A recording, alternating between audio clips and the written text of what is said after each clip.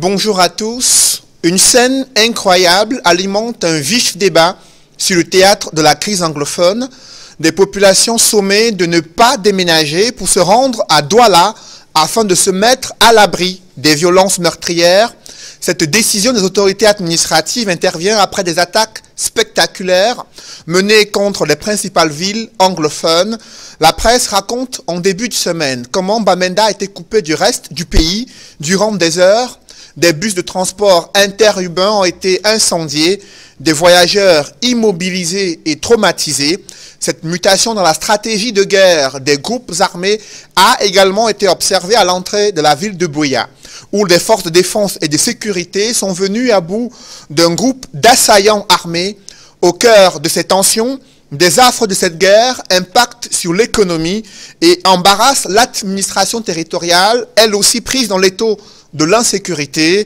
15 chefs de terre ont déserté leur sous-préfecture, située dans l'épicentre de cette crise anglophone. Et selon Mutation, le gouvernement est appelé à les réinstaller pour rassurer les populations. Mais leur seule présence suffit-elle à juguler cette escalade de violences meurtrières? La situation est-elle encore sous contrôle dans certaines localités des régions anglophones? Quelles solutions urgentes apporter à cette crise? Le gouvernement et ses stratégies mises à rude épreuve, notamment dans le cadre du budget d'investissement public. Ecomatin constate que le taux d'exécution du BIP ne dépasse pas 60% pour la première fois depuis 3 ans. Et selon le quotidien de l'économie, ce faible niveau d'exécution du BIP est lié au non-respect de certains engagements pris par le gouvernement. Quelles sont les conséquences de cette faible exécution du budget d'investissement public sur le développement du pays? Comment améliorer l'exécution du BIP pour porter les projets intégrateurs au Cameroun? Ces questions constituent l'ossature de droit de réponse. Mesdames, Messieurs, bienvenue dans cette émission où le choc des idées fait jaillir la lumière des analyses effectuées sur ce plateau. Et ce dimanche, dans le cadre de cette nouvelle édition, je reçois sur ce plateau Achille Azemba. Achille, bonjour. Bonjour Cédric et merci une fois de plus de me faire l'honneur d'être votre invité. Question de commenter l'actualité très violente avec vous. En passant, bonsoir également à tous nos téléspectateurs et aux vaillantes populations de la commune d'arrondissement de Douala 3e. Vous êtes justement maire adjoint SDF à Douala 3e. Merci d'être avec nous ce dimanche. Également présent sur ce plateau, Samuel Motte. Bonjour. Bonjour Cédric. Vous êtes président de la section RDPC dans la circonscription du CAM Nord. Vous êtes également expert comptable. Merci d'être avec nous ce dimanche. Et juste à côté de vous, Martin Ambazine. Bonjour Martin Amba. Bonjour. Merci d'être avec nous. Vous êtes spécialiste en économie, banque et finance. Vous interviendrez dans le cadre de cette émission. Également présent sur ce plateau ce dimanche, Joseph Leyangoula. Bonjour Joseph. Bonjour Cédric. Expert des questions de paix et sécurité, coordonnateur national du mouvement NAN qui soutient la candidature d'Akeremona à l'élection présidentielle. Et enfin, le 5e panéliste dimanche est Edmond Kambia, éditorialiste et consultant sur droit de réponse. Bonjour Edmond. Bonjour Monsieur Noufele, je salue tous les copanélistes ainsi que les téléspectateurs fidèles de cette émission. Je reste avec vous pour évoquer ce week-end d'enfer vécu la semaine dernière à Bamenda. La nouvelle expression a souligné avec insistance les circonstances de cette attaque menée à l'entrée de la capitale régionale du Nord-Ouest. Edmond Kambia. Effectivement, notre reporter sur le terrain nous a envoyé des informations que nous avons publiées sur la situation qui a prévalu à l'entrée de la ville de Bamenda. De bout en bout, on a eu des informations qui questionnent véritablement sur la sécurité des populations des régions du Nord-Ouest et plus par la suite du Sud-Ouest. Mais restons sur l'incident à l'entrée de la ville de Bamenda pour dire que cela a surpris plus d'un. Notre reporter a pu approcher même des passagers, a pu recueillir un certain nombre d'informations sur ce qui s'est effectivement passé, sur la manière dont les gens se sont comportés lorsqu'ils ont contraint, n'est-ce pas, les voyageurs, les cas à s'arrêter. Et au finish, il y a beaucoup de questions, beaucoup d'interrogations à la fin de ce qui s'est passé à l'entrée de la ville de Bamenda. On peut s'interroger pour savoir d'abord comment est-ce que pendant plusieurs heures, des populations, des voyageurs peuvent être ainsi, j'allais dire, neutralisés à l'entrée de la ville. Leurs portables ont été retirés au début de l'opération, mais les mêmes portables ont été remis à leurs propriétaires, il faut le dire, à la fin de l'opération. Soi-disant, c'était pour les empêcher de communiquer, de faire passer des messages, soit par SMS, soit par appel. Mais on se rend également compte qu'ils ont, de manière minutieuse, fait un travail qui a l'air d'avoir été orchestré et organisé. Est-ce que c'est véritablement les sécessionnistes qui ont opéré, qui ont procédé à ce qui s'est passé? Est-ce que c'est des bandits, des groupes de bandits qui n'ont rien à voir avec les sécessionnistes? Est-ce que c'est d'autres groupes non identifiés qui rentrent dans la lutte, ou alors des groupes déguisés, maquillés, dont on ne peut dire avec exactitude d'où ils sortent? Dans tous les cas, il y a une véritable confusion qui est née de ce qui s'est passé à l'entrée de la ville de Bamenda. Et la presse qui a relaté ces circonstances, évoquant ces zones d'ombre, avec vous, Joseph Léadoula, quelle est votre analyse de cette stratégie d'attaque menée à l'entrée de la ville de Bamenda, une entrée d'une capitale régionale où pourtant il y a un renforcement du dispositif sécuritaire? Ce qu'il faut rappeler, c'est que toute stratégie s'inscrit dans un contexte spatio-temporel. Et parlant du temps, on est aujourd'hui dans un calendrier spécifique où il y a 3 événements qui se superposent. Il y a la rentrée des cours, il y a la reprise des cours avec la rentrée scolaire, il y a les échéances électorales à venir, et puis il y a la célébration notamment de l'anniversaire de l'État fictif qui est l'Ambazonie. Donc c'est un moment précis, spécifique, où les forces séparatistes veulent envoyer des messages. C'est pourquoi les actions qu'on a observées sur le terrain obéissent à, ou du moins poursuivent 3 visées. Une visée à la fois idéologique, une visée tactique et puis une visée communicationnelle. Une visée idéologique parce que les zones qui ont été ciblées, notamment l'entrée de Bamenda qui vise notamment à isoler cette parcelle du territoire de l'ensemble du reste du pays, l'idée ici est de bien démarquer ou bien marquer les lignes de démarcation entre cette ville et le reste du pays, pour mettre en musique, pour rendre réalisable un projet qui a été idéologiquement pensé, qui est l'Ambazonie, qui s'adosse effectivement sur un tracé étatique bien précis. Donc c'est ça l'idéologie derrière, et l'action posée vise notamment à matérialiser cela. Le deuxième objectif, qui est beaucoup plus tactique, c'est notamment de paralyser ou du moins d'affaiblir ou d'endiguer notamment la mobilité des unités de renfort sur le terrain. Parce qu'il y a bien entendu des opérations de rançon qui sont lancées de temps en temps par les groupes armés sur le terrain, qui mettent des checkpoints, qui rançonnent les passagers, qui rançonnent les populations, et parfois les unités de renfort, la mobilité des unités de renfort est paralysée lorsqu'il y a ces problèmes effectivement sur les voies de communication. Et puis la troisième visée, qui est d'ordre plutôt communicationnel, il est question ici d'envoyer des messages à 3 personnes. La première cible, c'est le gouvernement. Il faut montrer au gouvernement que les groupes séparatistes sur le terrain disposent d'une capacité de nuisance et donc sont aussi capables de mettre en musique leur agenda, qui est aucune élection dans les régions anglophones, aucune reprise des cours dans les régions anglophones, et qui vise aussi, par ailleurs, à montrer que malgré les actions militaires répétées du gouvernement, les troupes séparatistes disposent d'une capacité de nuisance et une capacité opérationnelle identique à celle qui existait au départ. Il faut aussi rassurer les soutiens extérieurs que les troupes sur le sol, quand je parle de soutien extérieur, c'est les soutiens effectivement qui mobilisent des ressources pour permettre aux groupes séparatistes sur le terrain d'agir. Il faut leur envoyer des messages pour montrer que les troupes sur le terrain restent opérationnelles, disposent de leur capacité de nuisance, sont capables justement de résister aux offensives des forces de défense et de sécurité camerounaises. Et donc, il y a cette kyrielle de messages qui sont envoyés en poursuivant notamment des objectifs idéologiques, tactiques et communicationnels. Alors, lorsqu'on a évoqué cette analyse-là avec vous, Samuel Motte, le ministre de l'administration territoriale, lui précise que le gouvernement va faire son devoir de maintenir la paix et la sécurité dans ces régions anglophones. Pourtant, l'on voit la presse raconter chaque jour des attaques perpétrées contre des populations, des attaques perpétrées contre les villes anglophones que sont Buea et Bamenda. Comment vous appréciez cette situation, notamment partant de cette attaque menée à l'entrée de la ville de Bamenda le week-end dernier? Je suis resté sur ma fin tout à l'heure quand Célia Ngoulin est intervenu. On m'a dit qu'il est représentant du mouvement NAM sur le plateau. Je veux bien apprécier l'écouter sur les aspects d'analyse, mais j'aurais souhaité également qu'en tant que politique... Au moment viendra, je vais vous donner... Non, il faut le faire. Il faut le faire de manière la plus forte. Il faut le faire de la... Quelle est votre position à vous? Quelle est votre analyse de la situation? Non, mais attendez, laissez-moi... Je suis libre des propos que je tiens. donc vous me suivez pendant un moment avant de m'interrompre. Je crois que effectivement, son côté analyste a pris le dessus sur le politique, il est censé être sur le plateau. Et en tant que politique, effectivement, je dois dire, quelle que soit l'analyse que l'on peut faire d'un phénomène comme celui-là, la première chose, ce serait de condamner ce genre d'agissements qui sont tout à fait des agissements non tout à fait anti-république. Et dans le cas d'espèce, vous savez, très bien, je voudrais vous dire qu'en ce qui me concerne, je considère que la société fonctionne avec un certain nombre de digues qui régulent la vie en communauté. La première digue, effectivement, c'est une digue sociale qui fait que, à travers la morale, à travers l'éducation que nous donnons à nos enfants, un enfant peut être à devenir délinquant ou à ne pas l'être.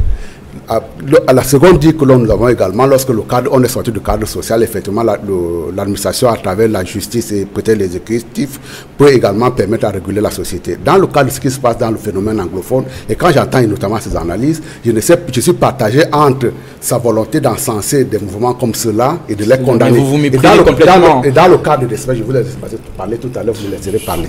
Et dans le cas d'espèce, je considère qu'en ce qui concerne le phénomène qui se passe notamment dans les zones anglophones, c'est parce qu'à un moment donné, la digue sociale a cédé.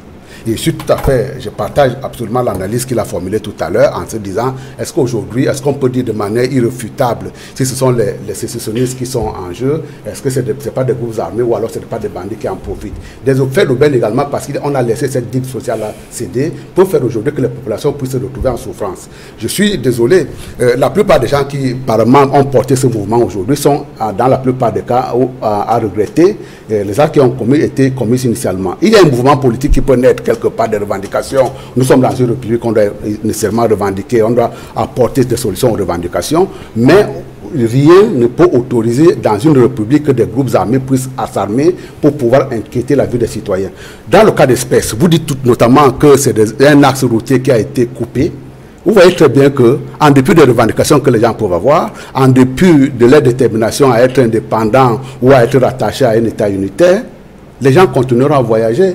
Parce que la vie n'est pas seulement chez soi, la vie peut être également chez le voisin d'à côté. Et donc, faire en sorte qu'à l'intérieur d'une république, des groupes armés, qu'ils soient sécessionnistes, indépendantistes, trouver tous les mots, la première chose d'un homme politique quand il se met à parler de ces choses-là, ce n'est pas seulement d'analyser, c'est la première chose de dire, dans une république, ces actes-là sont condamnables. Justement, Achille Azemba, sur cette situation sécuritaire dans les régions anglophones, notamment à l'entrée de Bamenda, en plein week-end, où des centaines de voyageurs sont immobilisés, traumatisés, comme l'a raconté la presse en début de semaine. Quel regard portez-vous sur la situation sécuritaire dans ces régions anglophones? Je voudrais déjà que les populations de cette zone-là, qui souffrent le martyre, nous excusent d'en parler, parce que ça fait mal.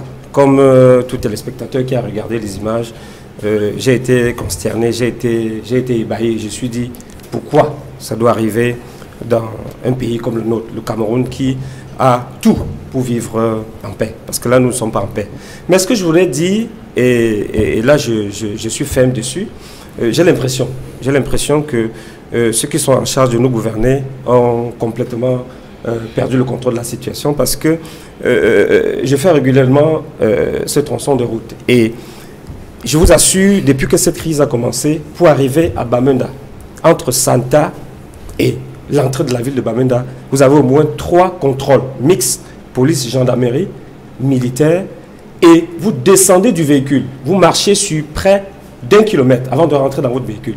C'est quand même curieux que, aussi proche de la ville, je ne sais pas si c'est une bande armée ou qui est-ce, que des gens puissent arriver à déplacer un engin qu'on appelle l'excavatrice, creuser la route, la couper, tuer une personne, détruire des véhicules et repartir. C'est quand même curieux. Et c'est pour ça que vraiment la piste que votre consultant Edmond Kamgia a développée amène à des questionnements.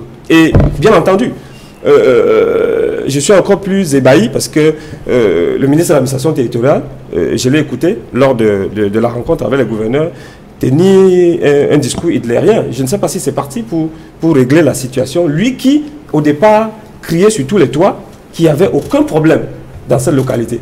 Et le président de la République, je ne sais pas si c'est par cynisme, a dit « Ok, je te fais ministre de l'administration territoriale ». Et depuis, on a l'impression qu'il est complètement hors sujet et je me pose la question de savoir est-ce que les bonnes personnes ont été choisies pour régler cette situation. J'ai bien peur que ce soit. Il faut préciser qu'une activité économique très importante a été la cible de ces groupes armés, c'est le transport. Martin Ombazing, vous avez relevé que depuis le début de la crise, il y a des pans névralgiques de l'économie qui sont touchés dans la région anglophone. À l'entrée de la ville de Bamenda, le secteur du transport, aujourd'hui, la cible de ces attaques menées par des groupes non encore identifiés à la lumière des analyses qui sont faites sur ce plateau. Bien entendu, ce ne serait un secret pour personne que cette attaque a outré tout le monde. Moi, je ne suis pas un politique, mais je vois les incidences économiques que le citoyen également peut condamner. Oui. Mais nous pensons véritablement que nous avons atteint un niveau vers lequel on devrait véritablement s'interroger sur les stratégies qui ont déjà été mises en place pour juguler ce problème. Moi, à mon avis, je regarde les choses différemment. Je prends la superficie du Cameroun. Je constate que le sud-ouest et le nord-ouest, c'est à peu près 45 000 kilomètres carrés. Je pense que telle que la situation se présente, les décisions pour ceux qui gouvernent doivent être prises maintenant. C'est-à-dire qu'il faut quadriller les 45 000 kilomètres carrés et faire le job qu'il faut. Parce que véritablement, nous ne devons pas être aujourd'hui en train de supputer sur est-ce que ce sont des sécessionnistes, est-ce que ce sont des gens qui sont infiltrés. La réalité est là. La peur s'est installée, tout le monde a peur, l'économie va mal et les répercussions au plan économique sont énormes. Je vais vous dire que les chiffres que j'ai eus du GICAM disent que nous avons perdu depuis 2016, voyez-vous, en termes de recettes fiscales, plus de 6 milliards. Vous comprenez? Nous avons perdu des entreprises qui opèrent dans ces localités-là, ont perdu à peu près 270 milliards de chiffre d'affaires et en termes d'emploi, plus de 6 000 emplois. Vous savez très bien le lien qu'il y a entre la croissance économique et la démographie. Vous savez que en économie pure, la première source de croissance, c'est la population. Alors, si vous voulez créer de la richesse, vous ne pouvez pas la créer lorsque ceux qui sont en charge de la créer partent. Donc, le véritable problème aujourd'hui est de savoir est-ce que véritablement la situation telle qu'elle est, elle est prise en compte sérieusement ou alors elle n'est pas prise en compte. Parce que là, pour l'instant, nous avons tendance à penser que l'on ne voit pas exactement le poids. Pour ceux qui ne le savent pas, c'est à peu près 45% de recettes en devises que donne cette zone. Ça veut dire que, vous savez très bien que notre problème au Cameroun, notre économie, c'est structurellement déficitaire au niveau de la balance commerciale. Ça veut dire que nous achetons plus à l'extérieur que nous ne vendons à l'extérieur. Et au jour d'aujourd'hui, cette zone-là, la petite zone-là, les 45 000 km², représente plus de 45% de recettes de devises. Vous comprenez? Donc, ça veut dire que les politiques, à mon humble avis, devraient être... C'est-à-dire que cette situation devrait les préoccuper de manière exceptionnelle. Et là, ce que nous pensons, moi je suis, comme je dis, à la politique, j'ai l'impression que tout n'a pas encore été mis en place pour que cette situation soit jugulée. Justement, il y a un autre visage de la terreur. C'est l'intimidation des populations alors qu'elles financent ce que la nouvelle expression appelle les terroristes qui demandent des financements auprès des populations. Joseph Léangoula, la nouvelle expression, on en a parlé cette semaine, des populations contraintes dans le nord-ouest et le sud-ouest à financer cette guerre menée par ces groupes armés qui revendiquent le sécessionnisme. Comment appréciez-vous cette attitude? Comment procède-t-il? Déjà, ce qu'il faut observer, c'est que le financement est double. Il est à la fois direct et puis indirect. Direct à travers des rançons qui sont imposées sur le terrain auprès des voyageurs, des passagers, etc. Mais en direct aussi parce que ce que l'économiste n'a peut-être pas aussi souligné, c'est que l'effet mécanique, notamment des manques à gagner chez les entreprises qui sont élevés aujourd'hui à 260 milliards, c'est qu'il y a également une baisse significative des recettes de l'État. évalué autour de 5 milliards. Donc il faut aller chercher ailleurs pour renforcer effectivement les ressources destinées à relever un tout petit peu le développement dans la région. Donc ces deux mécanismes de financement aujourd'hui affaiblissent à la fois les performances de l'État, mais plongent aussi les populations qui sont frappées par la crise dans une situation extrêmement délicate. On a évoqué ici tout à l'heure près de 6 000 emplois perdus et le GICAM annonce plus de 8 000 emplois qui sont menacés. Donc au total, on est autour de 14 000 emplois menacés. C'est des personnes qui plongent dans la précarité, qui se retrouvent obligées parfois d'intégrer des groupes armés pour rançonner, parce qu'à l'intérieur des groupes armés, ils ont une structure de sécurité, ils ont des positions privilégiées, ils ont la capacité d'obtenir des ressources qu'ils n'ont pas pu obtenir derrière les emplois qu'ils ont perdus. Donc il y a un cercle vicieux qui se crée et qui alimente toutes les formes de banditisme, toutes les formes de rançon qui existent, et l'industrie aussi des otages qui gagnent de plus en plus du terrain et qui de facto affecte aussi les performances des entreprises. Donc c'est un système invivable dans lequel on se trouve aujourd'hui, et je regrette que le responsable, le représentant du RDPC, au lieu de présenter quelle est la position du gouvernement pour sortir, pour donner une issue à cette crise, il se contente plutôt de critiquer l'opposition politique qui, au départ, se complète déjà à analyser la crise pour comprendre quels sont les piliers, quels sont les leviers, quel est le sens des actions des groupes séparatistes, parce que c'est en comprenant qu'on parvient à proposer des solutions adaptées. Et c'est ça le rôle de l'analyse aujourd'hui. Le problème avec vous, c'est que vous avez passé le temps à observer ce phénomène comme un clou, puisque vous tenez que du marteau en main, et à force de frapper, vous avez plongé et embourbé cette région. Vous avez provoqué une situation dans laquelle les populations vivent dans le dénuement total, sont obligées de se convertir ou de se recycler dans le grand banditisme pour survivre, et c'est ce à quoi vous demande des solutions aujourd'hui pour en sortir.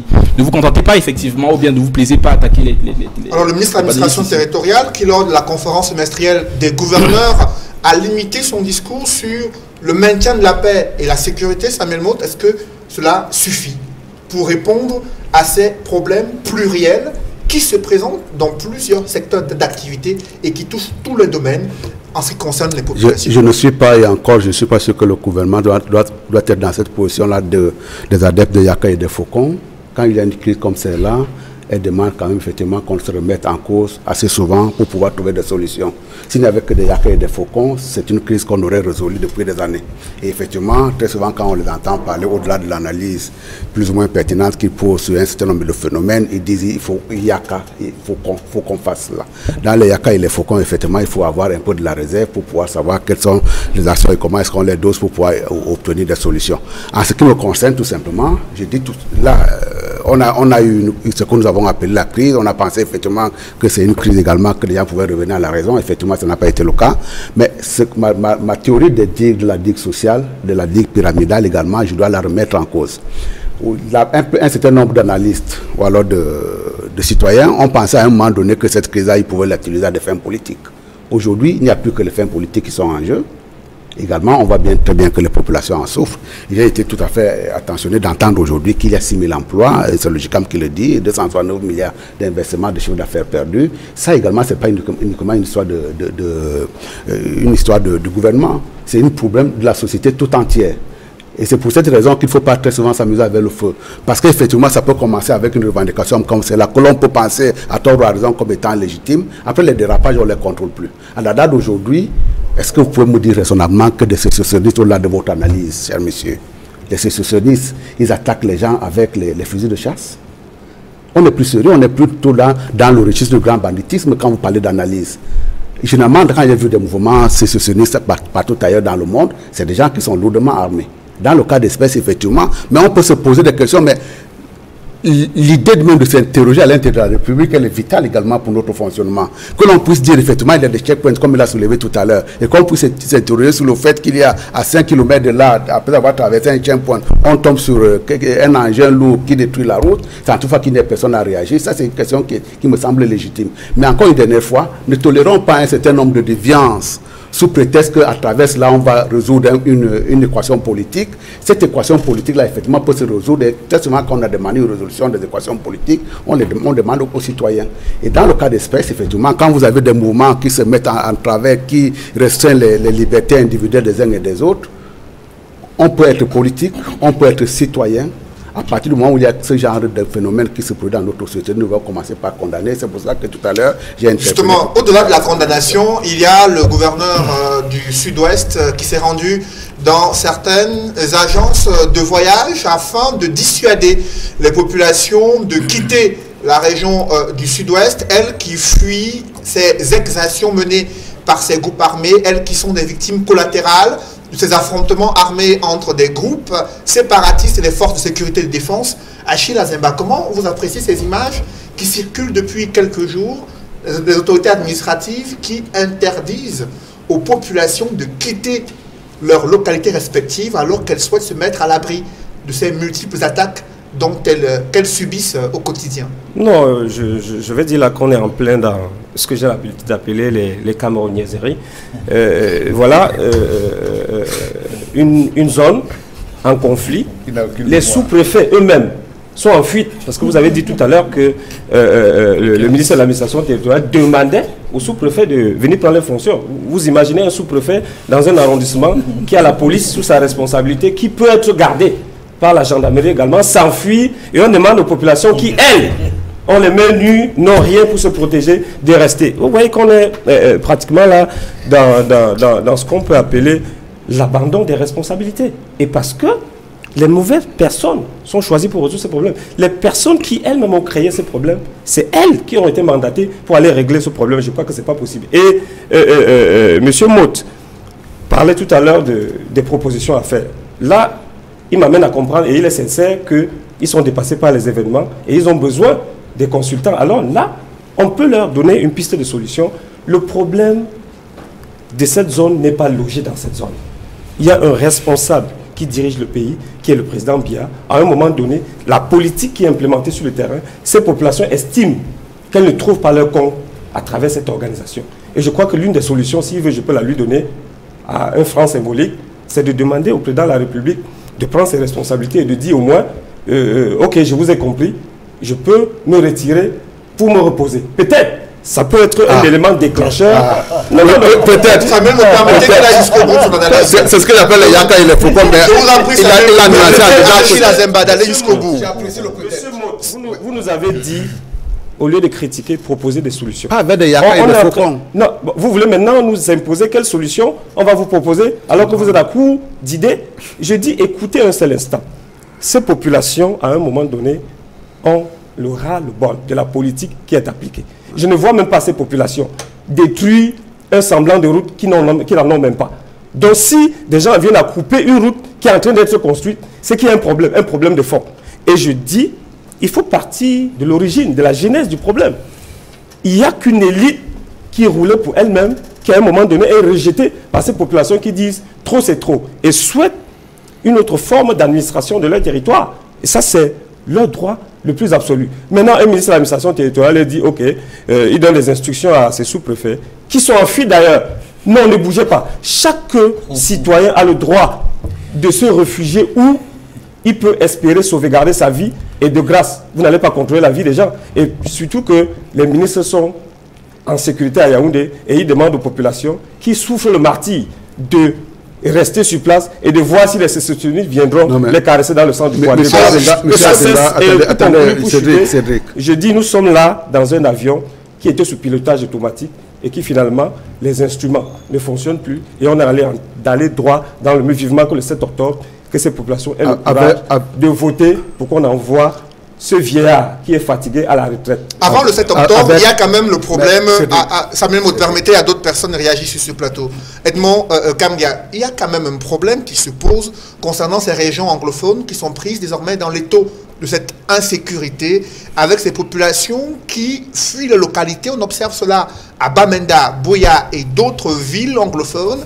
Et les autorités administratives qui prennent sur elles de se rendre dans les gares routières afin de dissuader ces populations de quitter les lieux, estimant qu'il y a un dispositif sécuritaire important qui a été mis en place pour les protéger. Comment expliquer que malgré ce dispositif, ces populations continuent de s'en aller? Edmond Kamgia. La raison est simple, c'est l'instinct de survie. C'est humain. C'est humain pour les populations qui se sentent en danger de chercher à se mettre en sécurité. Partout dans le monde, on l'a vu. chaque fois qu'il y a des crises, chaque fois qu'il y a la guerre, parce que c'est de ça qu'il s'agit, c'est la guerre dans les régions du nord-ouest et du sud-ouest. Les populations veulent se mettre en sécurité, mettre leurs enfants en sécurité, assurer non seulement la vie et la survie de leur famille, mais également permettre aux enfants d'aller à l'école. N'oubliez pas que depuis quelques jours, c'est la rentrée scolaire. Mais on ne voit pas dans les différents départements des régions du sud-ouest et du nord-ouest poindre, j'allais dire même, un semblant de début de rentrée scolaire. Depuis l'attaque dont a failli être victime, Madame la ministre de l'Éducation de base. Ça a créé comme une psychose dans ces régions-là.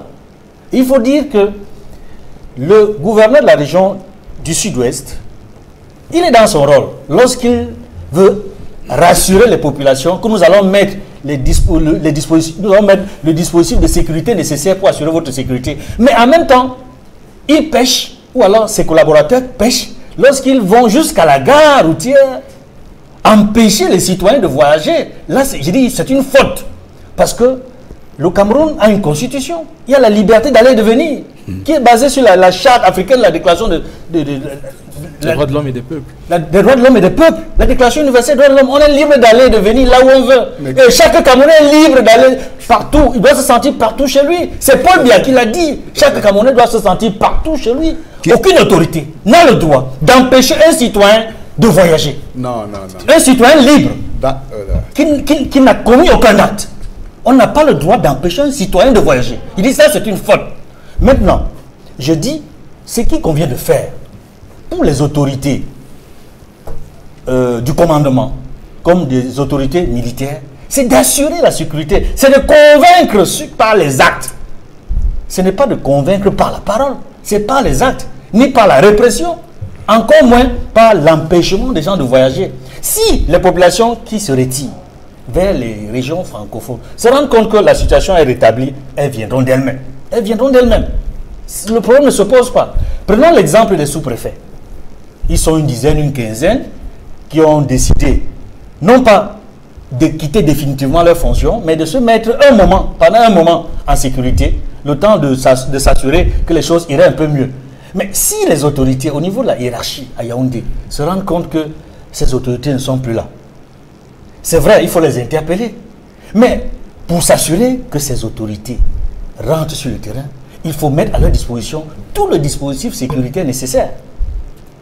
Parce qu'elles ne se sentent pas en sécurité, les autorités partent également.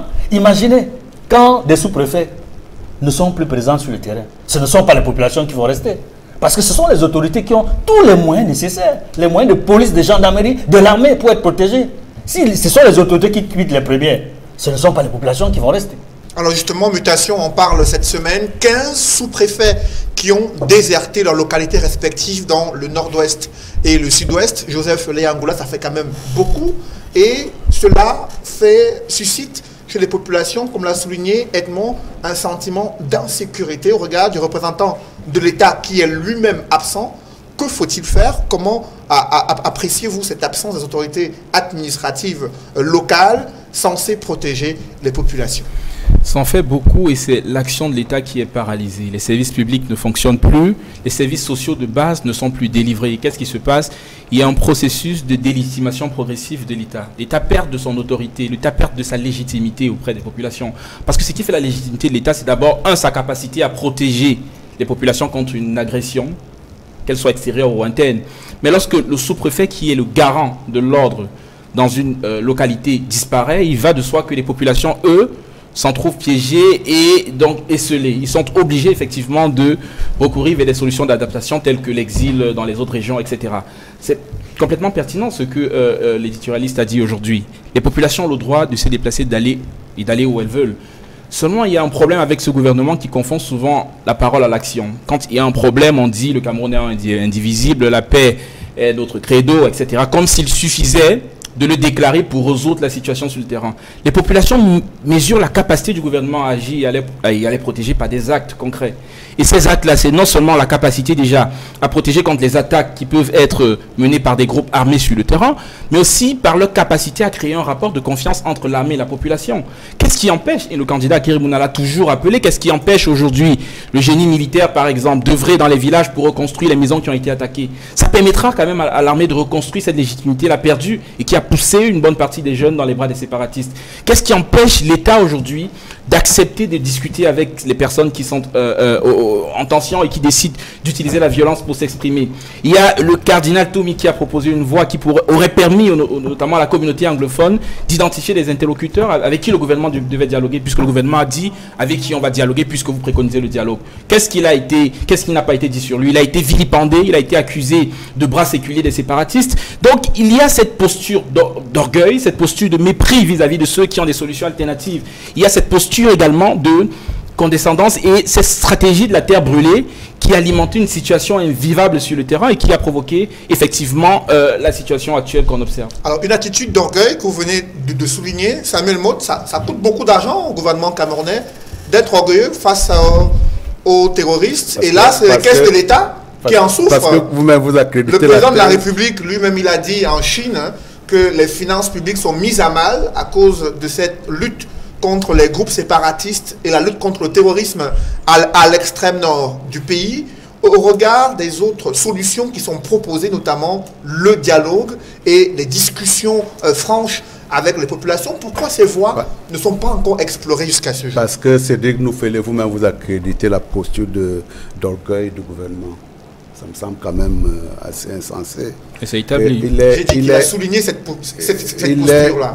Alors, vous, est-ce que vous avez ce sentiment qu'il y a un sentiment d'orgueil du gouvernement? Les conflits, à quel niveau que ce soit, c'est très souvent des phénomènes difficiles à démêler. C'est ça que je voudrais que vous compreniez. Tout à l'heure, là, vous avez évoqué les histoires de la mise en sécurité des populations. J'ai l'avantage de la mémoire par rapport à vous. Très souvent, l'État utilise un certain nombre de moyens pour pouvoir protéger les populations. C'est de son devoir régalien de le faire. Cette protection peut passer également par l'immobilisation temporaire des populations, leur cantonnement dans une zone géographique donnée. Et ça, d'expérience, on l'a fait. On l'a fait notamment lorsqu'il y avait les guerres des indépendances. La plupart des regroupements qui sont nés dans les villages, c'était une volonté du gouvernement à l'époque de protéger. Mais ça fait 2 ans.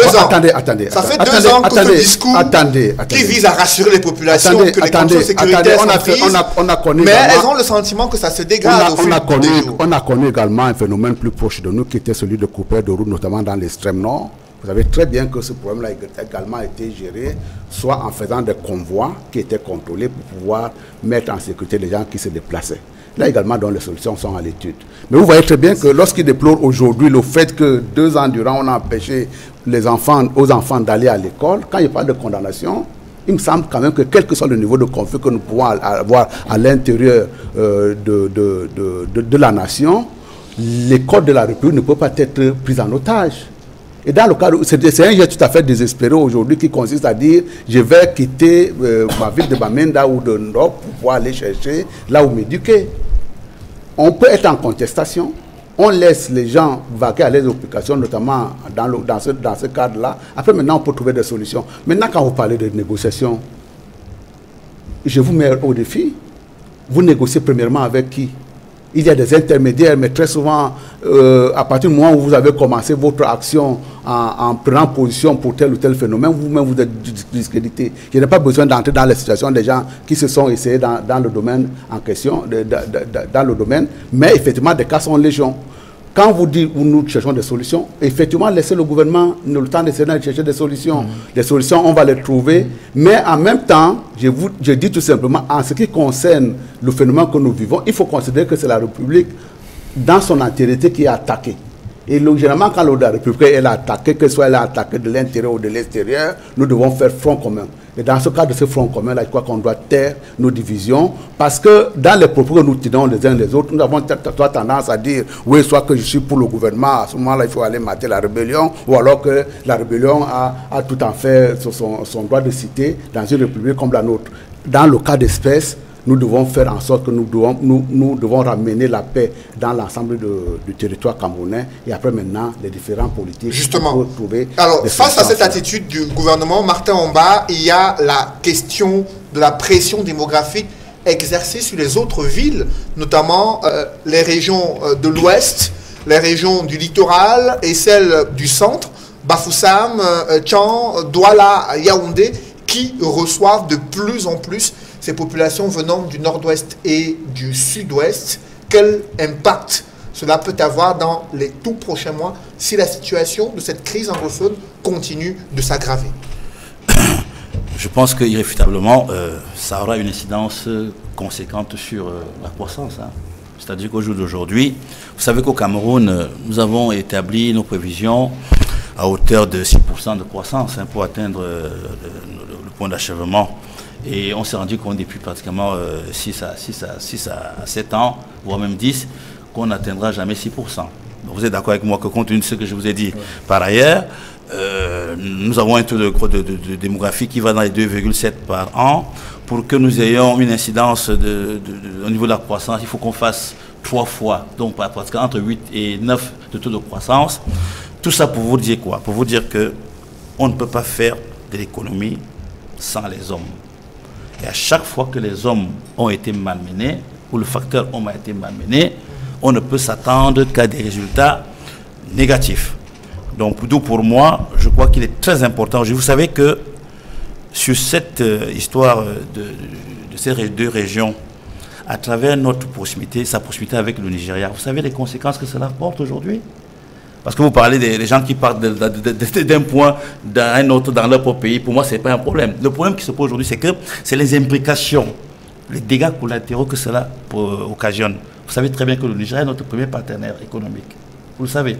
Vous savez que, contrairement à ce que l'on dit, ce que l'on passe le temps à dire, à savoir qu'on pleure des APE, le Cameroun devrait avoir sa stratégie de comment faire pour avoir comme le principal partenaire le Nigeria. Le Nigeria qui est non seulement frontalier avec nous, avec ces deux régions, dont les effets se font ressentir jusqu'au marché de Mbopi à Douala. Vous savez qu'au jour d'aujourd'hui, les affaires, le mouvement d'affaires développé à Mbopi a perdu à peu près plus de 40%. Tout simplement parce que ces gens qui pouvaient partir, revenir, ne peuvent plus le faire aujourd'hui. Les populations qui bougent, l'impact est automatique. Ça aura un impact clair sur la croissance. Si nous attendons aujourd'hui 4,5 ou 4,2, je vous dis que si cette histoire n'est pas arrêtée très rapidement, pour les 5 prochains mois, les 4 prochains mois qui nous restent, naturellement, notre croissance va osciller entre 3 et 3,5. Elle n'atteindra jamais 4 parce que ce côté du Cameroun, non seulement, c'est de là que sortent nos principaux produits pétroliers. Vous savez très bien que c'est là-bas que vient le pétrole du Cameroun. Vous savez très bien que c'est là-bas le deuxième employeur après l'État. Vous savez qu'au jour d'aujourd'hui... Vous parlez de la CDC, oui, qui a mis en congé technique déjà plusieurs milliers d'employés à cause de cette crise. Et vous pouvez comprendre que ne regardons pas uniquement ce qui est visuel pour tous. Regardez un peu toutes les microstructures. Parce qu'en réalité, ces gens qui se déplacent, souvent, c'est eux qui sont le socle même de l'économie réelle. Parce qu'en réalité, l'économie, c'est l'économie informelle, qui représente aujourd'hui au Cameroun plus de 80% de la richesse produite. Ça, il faut le savoir. Donc, imaginez-vous, tous ces petites affaires, tous ces micro-projets, tous ces micro-commerçants, qui ne peuvent plus vivre sur place. Pas parce qu'ils ne peuvent vivre, pas par rapport à l'école, parce que la situation est devenue invivable. Et moi, je pense que le facteur temporel est d'une importance capitale dans toute projection que l'on semble faire ou que l'on veut faire. Et que 2 ans après, je crois que ça a un peu trop duré et que la confiance étant partie, on aura du mal à retenir ces populations. On aura du mal à leur demander de ne pas aller chercher là où c'est mieux. Vous comprenez? Donc pour moi, je suis d'accord avec M. Mo pour dire que ce n'est pas un camp, ce n'est plus un camp contre un autre. Je crois que je vous ai assez relativement dit les enjeux économiques que représente cette région pour le Cameroun.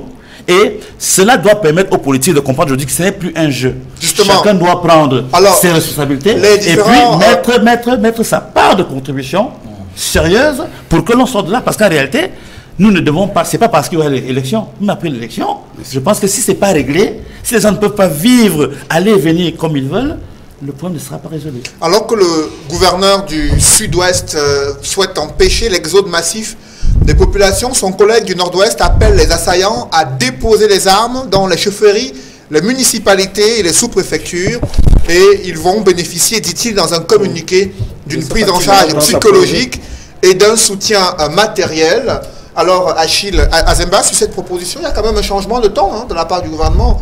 Les autorités administratives qui invitent les assaillants à déposer les armes.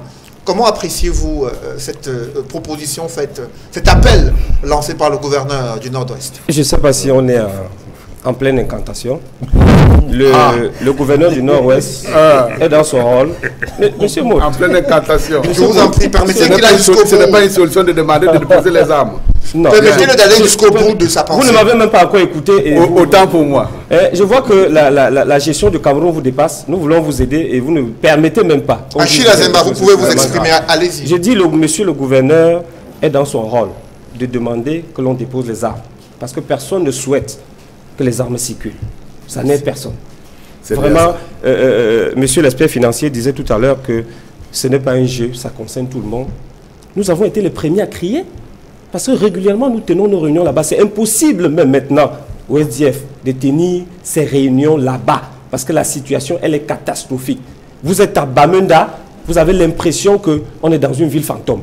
Personne n'est content. Et personne ne peut se permettre d'oser croire qu'on est dans un jeu. Mais j'ai plutôt l'impression que c'est ceux qui tiennent les manettes du pouvoir qui se disent qu'on est en plein dans un match de football pour s'égayer et pour en rire. Quand vous entendez le ministre de l'administration territoriale parler de ces sécessionnistes, vraiment, il faut qu'il y ait un minimum de respect. C'est quand même, ce sont des êtres humains, ce sont des Camerounais. Vous respectez les sécessionnistes? Non, monsieur Maud, ne me prêtez pas. C'est ce que j'ai pu entendre. Ne me faites pas dire ce que je n'ai pas dit. C'est ce que j'ai pu entendre. Qui est sécessionniste d'ailleurs? Je vous pose la question maintenant. Excuse-moi Cédric, c'est toi qui poses les questions. Je vous en prie. Analyse. Allez, alors vous voyez que c'est une ambiguïté. Si vous avez de la sympathie pour les sécessionnistes, dites-le franchement. Après, on en tiendra compte. Moi, j'ai la sympathie pour les populations.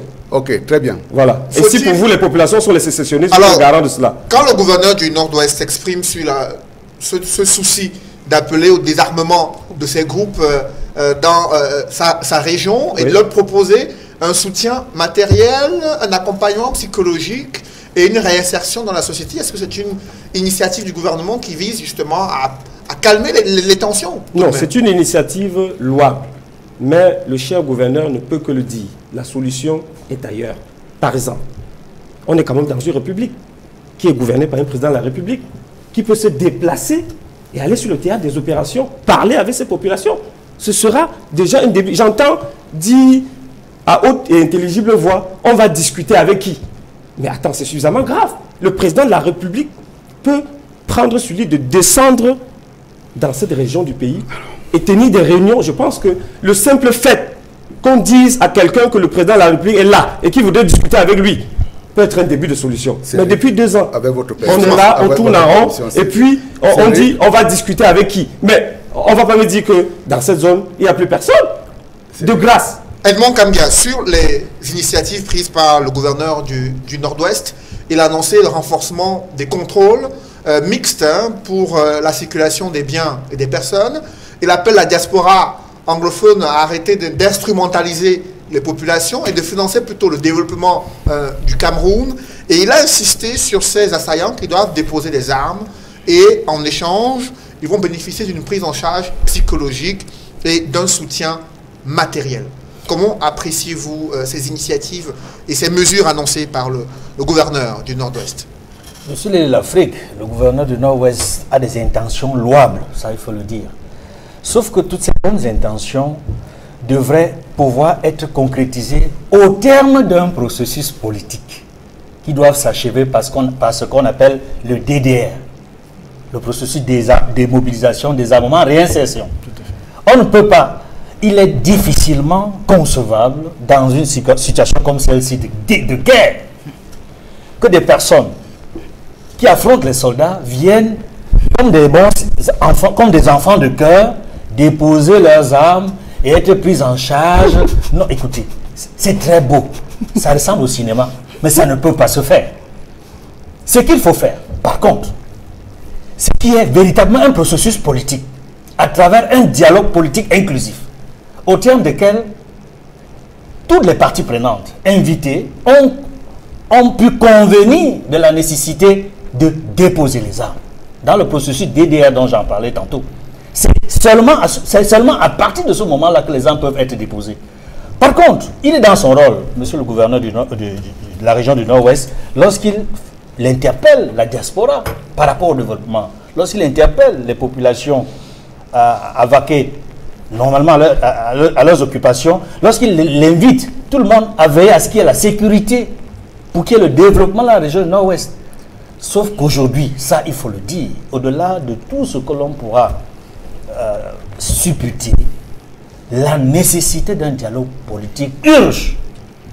Et tout à l'heure, on a eu les chiffres sur le désastre économique, sur les milliers d'emplois que beaucoup de Camerounais ont déjà perdus dans les régions nord-ouest et du sud-ouest, sur les entreprises qui ferment pratiquement, sur ces populations qui s'en vont, notamment ceux qui font le gros du secteur informel, qui se retirent pour Douala, Yaoundé et pour d'autres localités du pays. Il faut dire aujourd'hui, plus que jamais, qu'un dialogue politique est urgent. Et nous en appelons véritablement au gouvernement, au chef de l'État, à poser ce débat sur la table. Alors, l'administration territoriale s'est focalisée sur la présidentielle avec le renforcement des mesures de sécurité annoncées par le ministre de l'administration territoriale, le gouvernement qui a choisi que la All Anglophone Conference soit renvoyée juste après la prestation de serment du prochain président de la République du Cameroun. Pourtant, Joseph Léangola, il y a une urgence qui se dessine dans ces régions anglophones avec l'escalade de violences meurtrières. Qu'est-ce que vous proposez concrètement pour sortir de cette crise avant l'élection présidentielle? Y a-t-il des moyens d'apaiser les tensions au regard de ce qui est vécu jusqu'ici? Ma proposition viendra après le commentaire de la réaction du gouverneur pour sortir de la crise et désarmer effectivement les groupes sur le terrain. Je voudrais dire déjà que c'est une solution appréciable, mais qui malheureusement n'a pas été bien pensée parce qu'elle n'a pas été inscrite dans un plan stratégique et à un moment précis du processus politique, comme Edmond Kambia le rappelait. Ce qu'il faut signaler, c'est que une crise a des étapes, un cycle. Actuellement, nous sommes dans une phase d'escalade et on ne peut pas obtenir effectivement un désarmement des troupes dans cette situation-là. C'est techniquement prouvé par des experts, je le dis en connaissance de cause. Il faut créer les conditions d'une désescalade. Entrer dans une période d'accalmie qui permettra notamment de s'adresser plus sereinement à ces groupes. Et quels sont les facteurs de désescalade? Je pense que ça a été évoqué et ça fait partie effectivement de la palette de solutions que nous proposons. Il faut discuter avec toutes les forces. Il faut multiplier également des actions symboliques. Quand je parle d'actions symboliques, c'est par exemple la descente du chef de l'État dans la région, c'est par exemple la libération des prisonniers qui ont été arrêtés lors des manifestations pacifiques. Ils sont aujourd'hui plus de 500, qui sont toujours écroués dans les différentes geôles du Cameroun et qui ne sont jamais libérés. Comment dans ces conditions on veut créer, on veut apaiser les tensions sur le terrain? Il y a même parmi ces prisonniers des leaders d'opinion très écoutés par la population. Ils sont nombreux les groupes armés qui se sont constitués notamment pour le compte de ces leaders, pour revendiquer et dénoncer leur arrestation, leur privation de liberté. Et la libération de ces personnes permettra, par exemple, d'apaiser les tensions sur le terrain. On a vu Mancho BBC qui, lors d'un procès au tribunal, a dit qu'il était disposé à aller parler aux populations, à aller prêcher le message de la paix si jamais il était libéré. Mais cette parole n'a pas été écoutée par les juges. Je pense que c'est une position qu'il faudra réviser. Il faut, par ailleurs, toujours dans cette période d'accalmie, négocier notamment les conditions d'un cessez-le-feu. D'abord pour permettre aussi aux personnes réfugiées, aux déplacés, qui vivent dans une précarité, il faut le rappeler, ils ont abandonné leurs champs, ils ont abandonné leurs maisons, ils vivent dans des conditions difficiles. Et pour ceux qui sont accueillis par des familles d'accueil, elles-là même vivent parfois en dessous du seuil de pauvreté, dont ne sont pas capables de générer des revenus pour prendre une famille dont le nombre s'est élargi. Donc il faut créer les conditions de sortie de la précarité de cette population qui va justement créer une disposition psychologique qui porte tout le monde à aller convaincre par exemple l'enfant, le frère, le cousin qui est allé rejoindre les groupes armés de venir et d'écouter la proposition gouvernementale, c'est-à-dire le plan de désarmement et de réinsertion. Parce que là il faut rappeler, on n'est plus aujourd'hui dans des DDR, on est aussi dans les DDDR. Il faut démobiliser, il faut désarmer, il faut déradicaliser, parce qu'il y a eu un processus de radicalisation politique qui s'est créé dans le cadre de cette crise, et puis il faut réinsérer, et donc c'est une réinsertion sociale. Alors le gouvernement a misé sur un plan d'assistance humanitaire. Avez-vous le sentiment que ce plan, depuis qu'il a annoncé, a permis quand même de contribuer à ce processus dont vous êtes en train de faire mention? Lorsque on mobilise les ressources auprès de l'opinion publique camerounaise pour aller assister de l'opinion publique, des élites, de l'administration, etc., pour aller assister les populations qui sont dans le dénuement, et qu'on consacre une bonne partie de ce budget rien que pour la commission qui est chargée d'allouer ces fonds. Il faut se questionner effectivement sur les intentions d'une telle démarche. S'agit-il d'une action de communication ou d'une réelle démarche destinée notamment à sortir de la précarité et du dénuement de ces populations? Donc il y a une absence de stratégie dans la démarche gouvernementale. On ne ressent pas ça. Les plans stratégiques, ça ne se communique pas par le gouverneur. Il y a un plan stratégique qu'on présente au public. On dit voici les étapes. Il y a le volet prévention, il y a le volet réaction, il y a le volet assistance, etc. C'est décliné en plusieurs leviers et ça se décline de façon stratégique par des personnes habilitées à le faire. Donc je trouve que on est davantage dans la communication et moins dans des actions politiques destinées notamment à apaiser la situation et sortir les populations du dénuement. Alors Samuel Motte, un plan d'assistance humanitaire d'urgence avait été annoncé il y a quelques mois. Il y a une mobilisation à travers le triangle national pour des fonds qui devaient être alloués aux populations. Depuis lors, les Camerounais n'ont pas le sentiment d'avoir des nouvelles concernant ce plan. Pour vous, que faut-il faire avant l'élection présidentielle pour au moins apaiser les tensions dans ces régions anglophones? Quelle qu'en fût son importance, ce plan du genre-là n'était pas une fin en soi.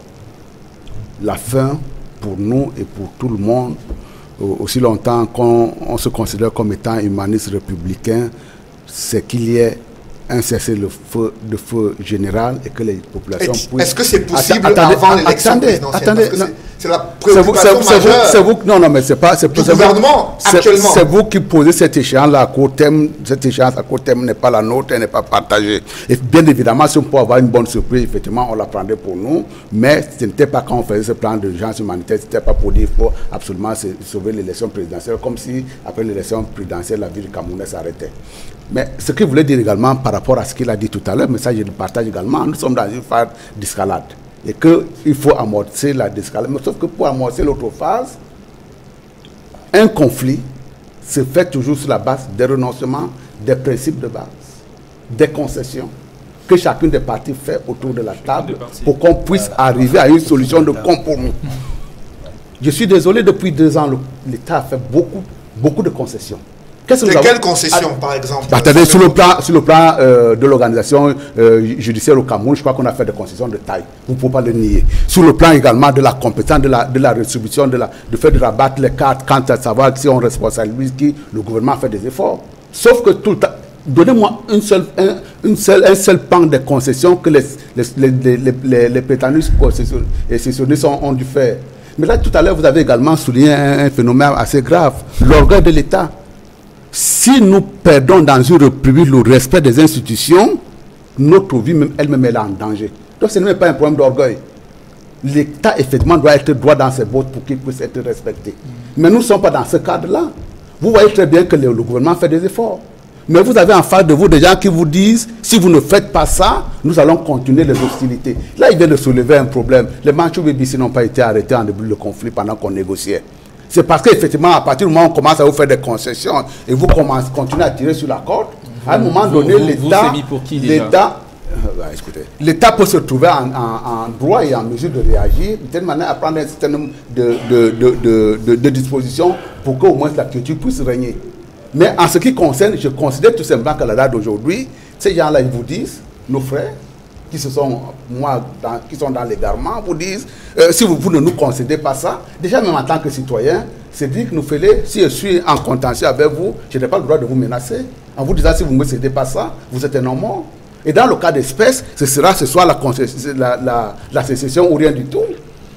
On ne peut pas négocier dans ces cadres-là, mais je voudrais tout simplement qu'on puisse être équilibré quand on prend des positions dans ce phénomène-là, parce que tout langage disproportionné peut avoir des conséquences, des conséquences terribles pour les populations.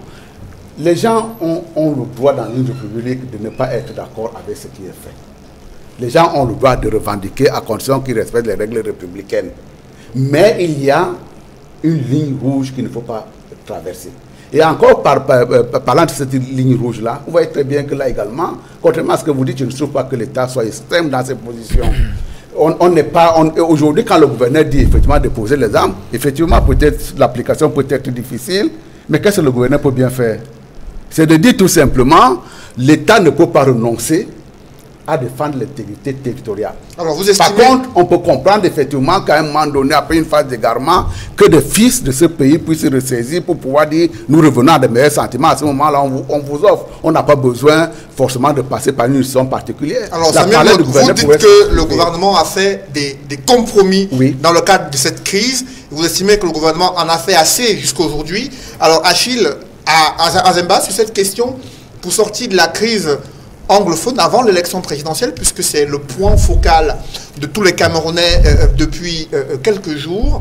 Samuel Mout, ici, sur ce plateau, estime que le gouvernement en a assez fait en matière de compromis pour aller vers l'apaisement dans le cadre de la résolution de cette crise anglophone et que le camp d'en face devrait lui aussi cesser le feu et pour pouvoir discuter et poser leurs revendications moins violentes.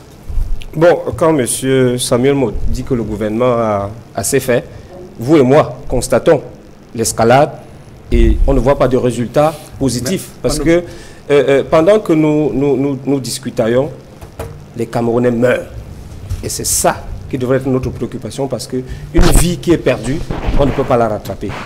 Vivement, je souhaite qu'à un moment X ou Y, qu'on s'asseye. Parce que ça fait quand même 2 ans que cette crise dure. Et si en 2 ans, on a suffisamment fait et qu'on n'a pas avancé, parce que je pense, plus les jours passent et la situation va de mal en pis. Sauf si M. Samuel Mout peut me dire que du début de cette crise à aujourd'hui, les choses ont évolué positivement. Des concessions peuvent être faites. C'est le rôle des gouvernants de pouvoir trouver des solutions à une crise qui se pose. La solution ne va pas venir d'ailleurs, je suis désolé. Mais alors, que l'on se gargarise que des concessions sont faites, mais nous continuons à constater avec regret et amertume que des vies sont perdues. Bon, maintenant, mon cher ami, je rappelle, s'il vous plaît, M. Mout, je vous ai écouté régulièrement parler. Je dis, et nous le disons depuis au SDF, que le problème est politique. Et tant qu'on ne va pas le résoudre politiquement, je crois qu'on ne sera pas sorti de l'auberge. On peut demander aux gens c'est bien de le dire. C'est même une bonne intention de ce gouverneur. Mais est-ce qu'il suffit de le dire pour que la situation se normalise? Vous allez demander aux populations, elles, de ne pas bouger. On vient brûler leur maison, on les tue de nuit. Ils n'ont pas de moyens de se protéger. Elles ne vont pas rester dans cette zone. Et progressivement, cette zone sera vidée. Et j'ai même l'impression qu'il y a même du cynisme quelque part de la part de nos gouvernants parce qu'on est pratiquement en train de donner l'impression que cette zone est en train d'être confinée et abandonnée à elle-même. Comme ça, on va atteindre nos objectifs de ce côté, peut-être remplir par rapport à un nouveau mandat. Non, je dis, je peux me tromper, mais c'est cette impression qu'on a. Parce qu'il y a une élection présidentielle qui se pointe à l'horizon, elle est prévue le 7 octobre, mais avant, dans une semaine, doit débuter la campagne électorale. Edmond Kamgia, avec cette ambiance observée dans le nord-ouest et le sud-ouest, quelle campagne électorale va-t-elle se dérouler dans ces régions où les populations ont pratiquement déserté une bonne partie des localités, là où il y a des affrontements armés de façon quotidienne dans d'autres localités? Monsieur Noufélé, c'est la question à laquelle tout le monde se pose. Pas seulement les candidats à cette élection présidentielle, mais les citoyens électeurs aussi. J'espérais avoir une réponse lors de la conférence des gouverneurs, parce que le ministre chargé de l'administration territoriale a donné des instructions aux gouverneurs au terme de leur rencontre, et selon les informations qui ont été diffusées par les médias, il leur a demandé de faire en sorte que dans tous les bureaux de vote, que tous les bureaux de vote fonctionnent, c'est-à-dire les bureaux de vote actuels de l'ECAM. Il me semble que c'est impossible à l'heure actuelle. Disons, c'est un vœu pieux. Mais comment est-ce que la sécurité sera assurée dans l'ensemble des bureaux de vote des régions du Nord-Ouest et du Sud-Ouest? C'est la question à laquelle il faut se poser. Et j'espère que les gouverneurs ont la réponse à cette question. Parce que ce n'est pas le sentiment que j'ai. Lorsque je discute avec des proches des autorités administratives, il faut préciser que cette position du ministre de l'administration territoriale est contraire à celle du président du conseil électoral qui, lui, avait déjà annoncé une centralisation des bureaux de vote. Alors, comment comprendre cette attitude à la fois de l'administration territoriale qui estime qu'il y aura élection dans tous les bureaux de vote au Cameroun, alors que l'ELECAM a opté pour une centralisation des bureaux de vote afin de limiter les risques d'insécurité auxquels peuvent être exposés les électeurs? Je dois dire que l'ELECAM est beaucoup plus réaliste. La position du conseil électoral de l'ELECAM est plus réaliste compte tenu de la situation. Mais une autre question se pose. Comment véritablement ces centres de vote vont-ils fonctionner? Est-ce que les candidats à l'élection présidentielle ont été associés à la décision prise par le conseil électoral de l'ELECAM? Parce qu'il s'agit de ça, parce qu'il y aura des représentants des candidats dans les bureaux de vote, y compris dans les régions du nord-ouest et du sud-ouest. Il faudrait, à mon sens, qu'une concertation préalable avec l'ensemble des candidats à l'élection présidentielle permette de prendre une décision consensuelle sur le nombre exact des centres de vote ou des bureaux de vote dans les régions du nord-ouest et du sud-ouest. Là, on aura un début de solution à la manière dont la campagne électorale peut se dérouler dans ces régions-là. Ça, c'est d'un. De deux, j'espère que tous ces candidats-là, les 9 candidats, c'est-à-dire les 8 candidats de l'opposition ou dits de l'opposition et le candidat du parti au pouvoir, le président Paul Biya, feront une campagne équitable dans toutes les régions du pays, y compris dans les régions du nord-ouest et du sud-ouest. Et que la sécurité de chacun des 9 candidats sera équitablement garantie. S'il faut y aller, on l'a vu sur le terrain, comment les gouverneurs ont eu de la peine à descendre, à se déployer pour leur mission régalienne. Ils ont été attaqués au départ de leur mission, comme au retour de leur mission. Je parle des gouverneurs des régions du sud-ouest et du nord-ouest. Je parle également du ministre délégué à la présidence chargé de la défense. Si les élections doivent se dérouler, y compris dans ces 2 régions, il faudrait que chacun des candidats soit entouré de toutes les mesures de sécurité nécessaires. Justement, dans le cadre de cette campagne électorale à venir, le RDPC a choisi le Premier ministre qui sera bien sûr celui qui va superviser la campagne électorale du parti au pouvoir dans la région du Nord-Ouest. Lui qui s'y est rendu plusieurs fois en tant que Premier ministre, Samuel Motte, pour régler cette crise. Et malgré ses multiples descentes, l'escalade a été observée jusqu'à ce jour. Comment le parti au pouvoir appréhende-t-il justement cette campagne électorale dans ces 2 régions qui sont en proie à de nombreuses tensions? Je pense que c'est un territoire camerounais. Nous ferons campagne dans tous les étendues du territoire camerounais et nous espérons que les électeurs seront là pour nous suivre, pour nous accorder les suffrages. Mais effectivement, quand vous évoquez ce problème effectivement, de descente du Premier ministre dans ces zones-là, suivi des escalades, vous voyez très bien que, bon, ce n'est peut-être pas le président de la République parce que l'ERIACA intègre le fait qu'une fois que le président de la République s'est prononcé sur tel ou tel autre aspect, le calme devait revenir. Vous voyez bien que là, un responsable d'un aussi haut rang peut descendre pour pouvoir prôner la paix. Effectivement, qu'est-ce qu'il recolle? C'est de l'escalade. Je voudrais également dire à mon frère Azembe qu'en réalité, vous ne pouvez pas, vous ne pouvez pas le mettre en rapport les concessions ou alors pour pas les analyser à l'aune de la radicalisation des autres. Quand on vous dit effectivement qu'il y a un certain nombre de concessions qui ont été faites, je vous ai cité au moins de deux autres. Et ce n'est pas parce qu'effectivement on a continué à s'entêter de l'autre côté que forcément vous allez remettre à zéro l'ensemble de ces efforts-là qui ont été faits. Maintenant, si on nous ramène ça sur le plan politique, est-ce qu'il est dans l'intérêt aujourd'hui de l'opposition de créer un désert électoral quelque part? Posons-nous la question. Ce désert électoral-là profitera à qui? Parce que il faut bien qu'on revienne à la réalité. Je pense quand même que ce soit les 9 candidats de l'opposition, que ce soit les 8 candidats de l'opposition, que le candidat du RDPC, nous sommes déterminés à voter le 7 octobre. Et donc, il me semble qu'effectivement, lorsqu'on dit qu'il faut prôner la paix, cette paix également doit être bénéfique pour ceux notamment qui pensent que c'est leur fief électoral. Cette histoire-là qui consiste à dire, effectivement, on ne votera pas parce qu'il y a de l'insécurité, on ne peut pas mettre également la vie de la République entre parenthèses. Mais également, il y a quelque chose de manière très anecdotique qui est passé tout à l'heure. Vous dites, le président de le ministre de l'administration territoriale dit qu'il y aura le vote dans chaque bureau de vote. Et le conseil électoral dit on va essayer de les centraliser pour pouvoir éviter le maximum de casse. Il y a tout simplement, à ce moment la souris pour pouvoir vous dire, en réalité, vous voyez très bien que en ce qui concerne le fonctionnement de l'ECAM, il n'y a pas d'ordre qui soit pris quelque part. Et effectivement, si ces gens-là de l'ECAM estiment que il vaut mieux centraliser pour la sécurité des hommes et des biens, effectivement, ce serait une bonne chose de centraliser. Mais en ce qui concerne l'information à donner aux candidats et de manière très équitable, avec toute la transparence nécessaire, l'information sera donnée pour pouvoir dire c'est à tel endroit que vous devez envoyer vos représentants pour pouvoir justement, Samuel Moto, sur la campagne électorale à venir, dans une semaine, elle doit débuter pour permettre aux candidats de faire le tour du Cameroun, Joseph Léangoula, afin de présenter leur programme politique, économique et social, afin de solliciter les suffrages des électeurs le 7 octobre prochain. Mais la préoccupation sécuritaire reste de mise dans ces régions anglophones. Quelles sont les appréhensions que vous avez? Est-ce que les assurances sorties de cette conférence semestrielle des gouverneurs, lorsque le ministre de l'administration territoriale demande aux candidats de faire parvenir leurs différents programmes de campagne dans les régions en proie à des crises afin qu'ils bénéficient d'une sécurité, cela prouve que le gouvernement reste attentif et préoccupé pour la sécurité de tous les candidats à l'élection présidentielle? En tout cas, il y a trois inquiétudes qui se posent. La première inquiétude, c'est comment sécuriser les opérations électorales le jour J. Sécuriser le vote, envoyer des observateurs, des représentants des différents partis politiques. La deuxième inquiétude, c'est comment battre campagne sur le terrain, aller au contact des populations pour présenter le programme, le projet de société.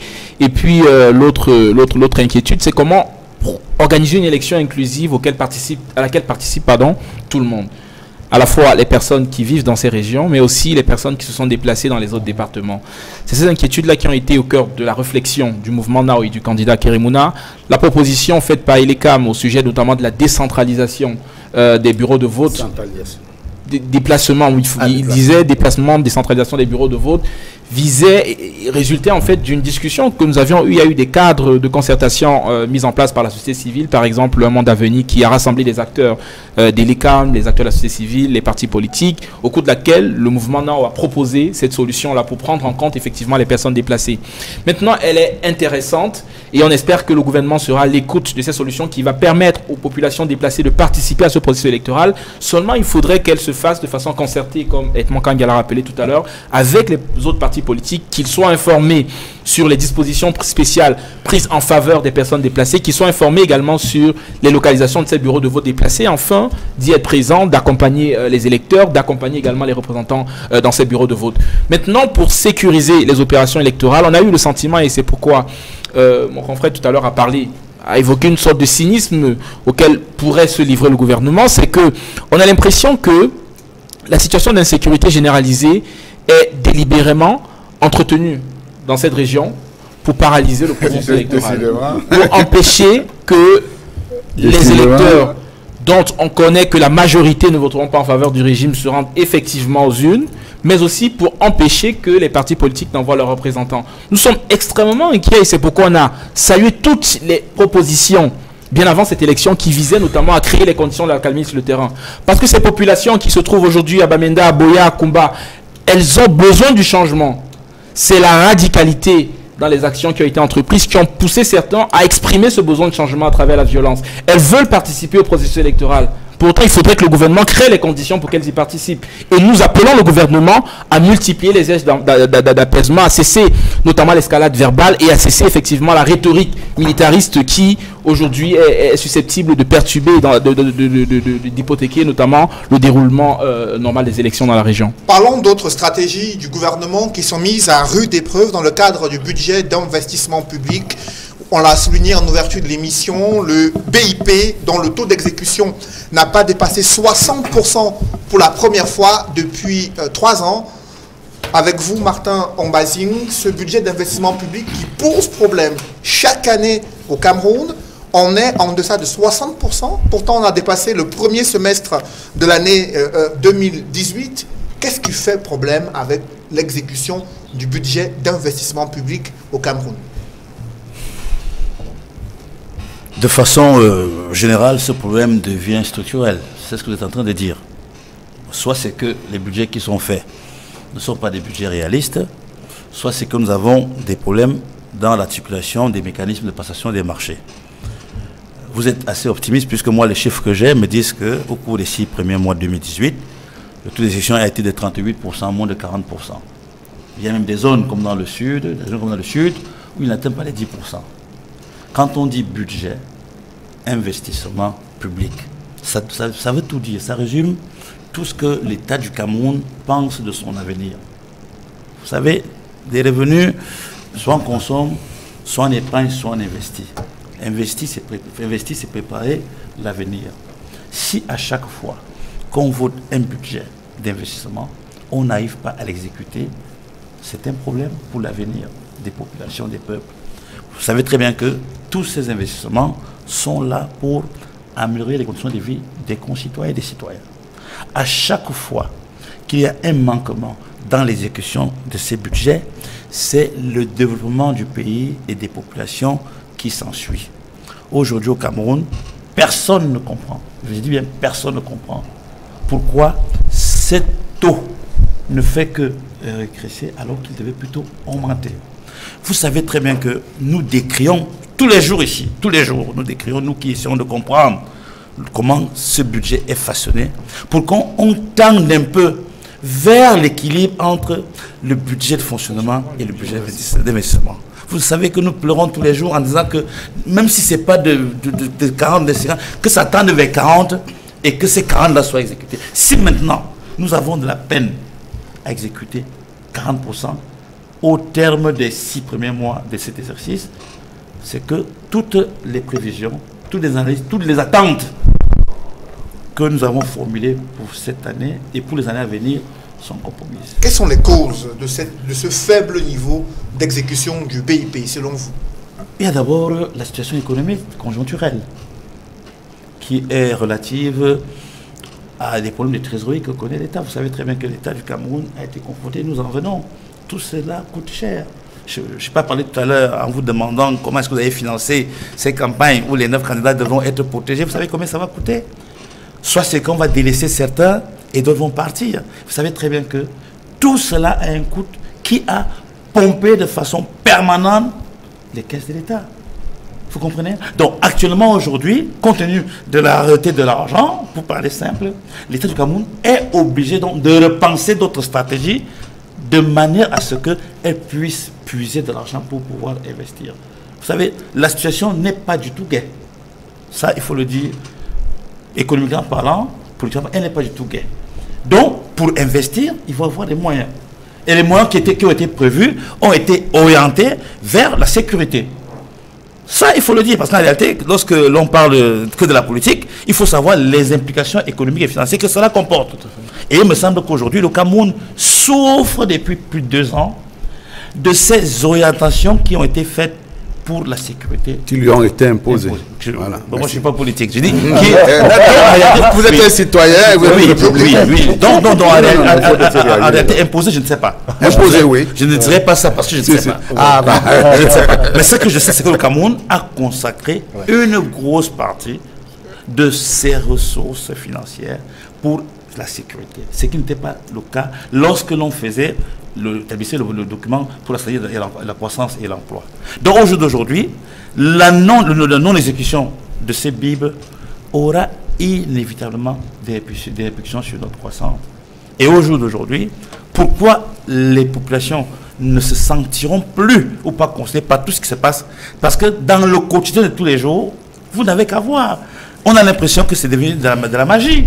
Lorsque vous avez par exemple Aquanor, à Makepe pendant pratiquement 3-4 mois, Koto pendant 3-4 mois, on se demande qu'en faut-il faire pour que sur 500 mètres, l'on puisse mettre du goudron pour que les gens puissent aller au travail tous les matins.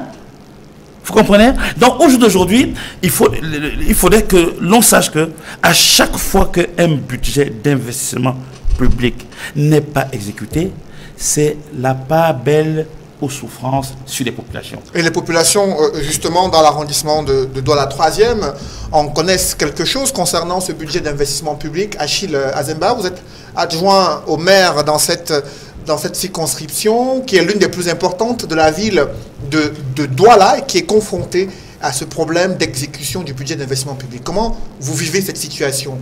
Oui, c'est une situation qui est très très préoccupante. Et après les causes qu'a essayé de développer l'expert, je lui en concède, il y a également que le problème de la mauvaise gouvernance se pose. Parce que on a l'impression parfois que des projets ne sont pas suffisamment pensés, et ne sont pas arrivés à maturation. Je ne sais pas quel est le problème, mais je prends là un cas simple de ma commune. On avait un besoin criard de construction des toilettes publiques dans la zone de Ndokoti. Tout le monde dans le Cameroun connaît le calvaire que vivent les populations de cette partie de notre arrondissement quand il est question de traverser Ndokoti. Il y avait donc le projet de construction des toilettes au carrefour de Ndokoti. Moi, je m'y suis rendu et un premier espace a été choisi. À peine le partenaire non pas le partenaire, celui, l'entreprise qui avait gagné le marché a réalisé autour de 40% du gros œuvre que les populations sont sorties et elles ont posé le problème de l'espace foncier qui se trouvait être le leur. On a dit on pouvait utiliser la force, mais vous allez utiliser la force, construire une toilette, et après, quand quelqu'un voudra se mettre à l'aise, est-ce qu'il faudra la police pour dégager le monde pour qu'il aille se mettre à l'aise? On a choisi un deuxième espace à PK14, au marché de PK14, qui est un espace qui est le nôtre, parce que nous avons dit, au lieu de perdre ce projet aussi important, bon, si on ne peut pas construire la toilette publique en Ndokoti, on peut au moins construire dans un autre lieu qui est toujours situé dans Douala 3e. Une seconde fois, le projet a été réalisé autour de 50% du gros œuvre, et une maman est sortie, elle a dit c'était sur son terrain. Vous voyez, on pense un projet depuis l'administration centrale à Yaoundé, et on ne se pose pas la question de savoir où est-ce qu'on va le loger en termes d'espace. Et il y a plein d'exemples comme ça. Vous voyez, quelqu'un gagne le marché pratiquement dans toutes les communes, même à Manoka, et il ne réalise aucun dans les délais. Et puis, quand vous essayez de votre responsabilité de maire à le ramener à l'ordre, ce sont des interventions qui viennent par-ci, par-là. Moi, j'ai l'impression aussi que vraiment un problème de mauvaise gouvernance se pose, ajouter à tout cela la corruption. Et comme l'expert l'a dit, ça impacte effectivement sur le quotidien des populations. Parce que imaginez-vous une toilette publique pour des besoins vitaux qui doit être construit en Ndokoti. Quand ce n'est pas fait. Un matin, je vous le dis, en Mondovision, une femme a fait caca sur elle. Peut-être elle était malade, mais elle n'a pas où aller en pleine ville et en plein 21e siècle. Alors, Joseph Leyangola, sur ce budget d'investissement public qui peine à être exécuté depuis de nombreuses années, la presse qui estime que c'est le non-respect de certains engagements de la part du gouvernement qui pousse des PME à bouder davantage la sollicitation de ces marchés publics pour exécuter ces projets de développement socio-économique. Quelle est votre analyse à ce sujet? Ce qu'il faut observer d'ailleurs, c'est que la forte croissance de la consommation du BIP en 2017 avait été tirée par des facteurs dont tout le monde sait ici. Par exemple, les grands projets d'infrastructure, les barrages qui ont été construits, mais dont aujourd'hui l'opérationnalité reste attendue malgré la fin du délai d'exécution. Ça avait également été tiré par des grands projets d'infrastructures sportives dans la perspective de la CAN. Donc c'est des secteurs dans lesquels on a investi, les populations ne bénéficient pas encore des retombées de ces investissements-là parce qu'il n'y a pas d'infrastructure disponible pour approvisionner les populations en énergie. On risque de perdre la CAN bientôt. Il y a aussi le plan d'urgence triennal qui a tiré la consommation de ce budget d'investissement et ce plan d'urgence triennal reste extrêmement questionnable. Je vais pas aller loin. Je vais arriver par exemple ici à Douala 5 où il y a eu dans le cadre du plan d'urgence triennal un projet d'aménagement des routes secondaires. On arrive parce que la décision a été prise depuis Yaoundé, parce que selon ce qui s'est dit par une entreprise dont je préfère taire le nom ici parce que vous comprendrez bien évidemment qui sont les bénéficiaires, on a dit que les routes de Douala 5, je parle ici de Bépanda, du quartier Bépanda, les routes secondaires qui devaient être construites, bitumées, ont été sélectionnées depuis la présidence de la République sur la base d'un plan qui a été présenté par les experts. Elles ont été sélectionnées parfois sur des considérations politiques. Résultat des courses, puisque j'ai travaillé avec les populations dans le cadre de ce projet, on construit des routes et on déplace les réseaux d'électricité, on déplace des réseaux d'eau et les populations font 1 an et demi sans avoir accès à l'eau. Et c'est grave. Deuxièmement, on se retrouve avec des situations où la construction des routes secondaires provoque des inondations dans les maisons environnantes. Et ça, c'est grave. Ça montre effectivement que ces projets, malgré la bonne volonté, restent mal pensés. Le processus de décision reste extrêmement complexe. Et c'est pourquoi, au-delà des causes qui ont été évoquées tout à l'heure, il y a d'autres causes beaucoup plus fondamentales, telles que le processus de décision, concrètement dit au Cameroun, c'est-à-dire l'hypercentralisation des décisions, mais aussi des logiques de chevauchement dans les projets. Quand on veut exécuter, par exemple, un projet énergétique et qu'on a le ministère de l'énergie et de l'eau et qu'on a le ministère des finances, on a le ministère des travaux publics, ça en fait beaucoup, ça rallonge les procédures et ça empêche l'exécution du budget d'investissement public. Donc ce que le candidat Kérémouna propose dans le cadre de la Nouvelle République, c'est résoudre ces problèmes structurels à travers une réduction significative du nombre de ministres pour passer à 15 et initier un management axé sur les résultats. Il faut également casser et rompre avec cette logique d'hypercentralisation qui rallonge effectivement le processus de décision en optant pour le modèle fédéral tel qu'on l'a prôné depuis l'engagement dans ce processus politique.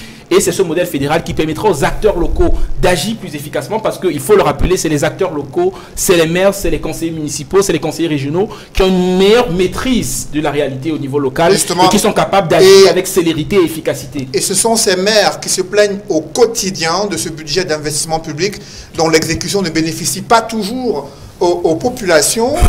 Samuel Motte, vous êtes très actif dans le département du Nkam, qui est l'un des plus enclavés du Cameroun, et là où aussi les différents magistrats municipaux posent ce problème d'exécution du budget d'investissement public pour améliorer le quotidien de vie des populations. Comment faire concrètement, au regard du diagnostic qui vient d'être fait, comment faire pour améliorer l'exécution du budget d'investissement afin que les projets réalisés soient au bénéfice des populations? On a été enclavé dans le département du Nkam, je crois qu'on le sera de moins en moins, parce que là, dans ce cadre-là, il y a un certain nombre d'efforts qui sont faits par le gouvernement de la République. Maintenant, le point de l'exécution du budget, tel que vous le posez, pas de la mauvaise exécution dont parlait tout à l'heure M. Liangoula. Ça peut être également un problème de lourdeur de la procédure de passation de marché. Ça, effectivement, il ne faut pas se tromper, il faudra le prendre en compte. Mais là également, vous allez voir qu'il y a un certain nombre de choses qui bougent. Même déjà depuis le choix des projets, les projets seront de plus en plus décentralisés. La plupart des maires avec qui vous entretenez aujourd'hui vous disent qu'on vous leur a demandé de penser des projets, on va les faire des dotations et eux-mêmes ils vont conduire le processus, notamment d'attribution du marché. Mais également pendant une certaine période, notamment depuis à peu près 6 ans, vous avez vu que tout était centralisé à Yaoundé. C'est-à-dire que lorsque vous avez un projet d'envergure à faire, il fallait faire tout simplement monter le dossier, que ce dossier, les déploiements se faisaient au ministère des marchés publics. Là également, vous avez vu qu'il y a un effort considérable qui a été fait parce que cette centralisation, elle concernait non pas seulement le budget d'investissement public, mais également tous les bons de commande qui étaient tenus par les sociétés publiques et parapubliques. À l'époque, lorsqu'on a initié le projet, il y avait des effectivement qu'il pouvait avoir à un moment donné un goulet d'étranglement. Le goulet d'étranglement s'est avéré. Et donc, on met très souvent beaucoup de temps à attribuer même un marché. C'est-à-dire que lorsque vous avez attribué un marché au mois de juin, vous avez perdu les 6 mois en termes d'exécution. Je crois que là, aujourd'hui, on a sorti de ce portefeuille de gestion des marchés publics l'ensemble des sociétés parapubliques. Et donc, on pense qu'en ce qui concerne la commande publique elle-même, une fois la décentralisation effectuée sur un certain nombre de niveaux, là également, il y aura moins de boulot d'étranglement au niveau du ministère public. Mais en ce qui concerne la mauvaise exécution également, quand vous parlez du département du Nkam, les populations s'impliquent pour que lorsque le gouvernement a envoyé un projet, que l'on puisse veiller à ce qu'il puisse être exécuté.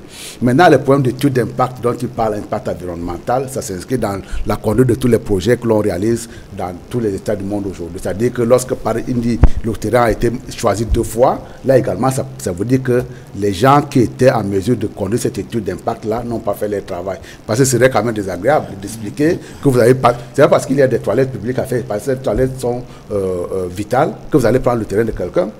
Hein? Et donc, la personne qui n'a pas conduit, qui a mal choisi l'emplacement, c'est la personne là qu'il faudra blâmer. Non pas la population qui s'est levée après. Justement. Dire, alors, en quelques mots, Martin Omba, comment on fait pour améliorer l'exécution du budget d'investissement public? Le gouvernement a fait plusieurs réformes, dans le cadre des marchés publics, avec la création de tout un ministère pour essayer d'accélérer le processus d'attribution des marchés, mais jusque-là, il y a toujours des problèmes et des goulots d'étranglement qui se posent avec acuité. Que faut-il faire en quelques mots pour résoudre ce problème? Je pense qu'il faut déjà simplifier les processus de passation des marchés. Dans son côté attribution, voyez-vous dans la pratique, par exemple, vous allez avoir beaucoup d'opérateurs économiques qui ont des marchés, qui ont gagné des marchés, mais qui n'arrivent pas à retrouver des financements. Ça, c'est aussi un véritable problème. C'est-à-dire qu'il y a des gens, des personnes qui, je ne sais pas par quel tour de passe-passe, parviennent à obtenir, à gagner des marchés, mais elles se trouvent butées sur les financements. Parce que pour que l'on exécute un projet, l'État vous donne le projet, mais l'État ne vous donne pas de l'argent tout de suite. Il faut trouver de l'argent. Donc l'un des problèmes cruciaux au niveau de l'exécution de ce budget, c'est aussi dans la difficulté qu'ont les opérateurs économiques à trouver des financements. Vous savez qu'il y a des gens qui se baladent avec des cartons, des bons de commande, des lettres de commande de 50, 60, 70 millions dans les sacs, qui au bout de 6 mois, 7 mois, n'arrivent pas à trouver le financement à partir du moment où le monde du crédit est rigide. Donc il y a tout un ensemble de choses qui font que, non seulement au niveau de l'organisation de la passation des marchés, mais au niveau des financements à retrouver. Parce que si effectivement les opérateurs économiques, une fois les marchés acquis, ne peuvent pas avoir accès au financement, il y a aussi de ce côté-là un blocage, d'où l'exécution à un niveau très faible de ce budget. Merci Martin Ombazing. Mesdames, Messieurs, c'est la fin de cette émission. Merci également Edmond Kamga, éditorialiste à la Nouvelle Expression. Martin Ombazing, économiste, spécialiste en banque et finance. Également avec vous, Samuel Maud, président de section RDPC dans le département du NCAM, mais aussi le coordinateur national du mouvement NAO, Joseph Leyangoula. Merci d'être venu sur ce plateau. Merci également à Achille Azemba, maire adjoint SDF à Douala 3e. Mesdames, Messieurs, merci d'avoir suivi cette émission. Merci de rester sur Equinox Télévision.